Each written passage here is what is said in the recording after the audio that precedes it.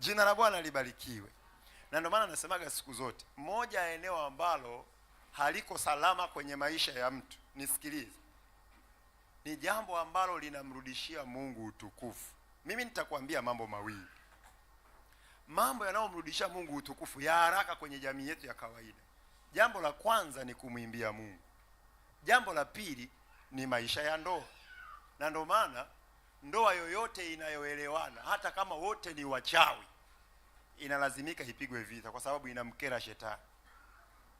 Jina la Bwana libarikiwe. Kwa nini? Kwa sababu ndoa asili yake ni Mungu. Kwa hiyo kwa kuwa ndoa asili yake ni Mungu, shetani inamkera hata kama wavuta bangi wameoana. Jina la Bwana libarikiwe. Kwa hiyo ni eneo ambalo halijawahi kuwa salama, halijawahi kuwa salama, kwa sababu jinsi lilivyo linamkera shetani. Bwana asifiwe.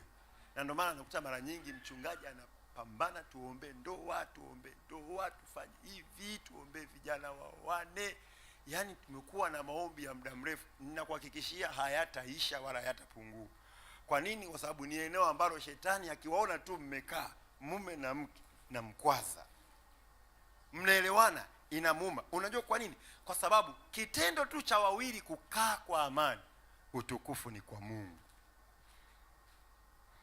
Jina la Bwana libarikiwe. Sasa waliokoka ndoa zao zina shida, ninakuhakikishia hata wenye viti wa wachawi wa shina nao zinawatesa. Kwa nini? Kwa sababu wanamkera shetani, hata kama wameelewana kwenye huo uovu. Ile tu kwamba ni ndoa,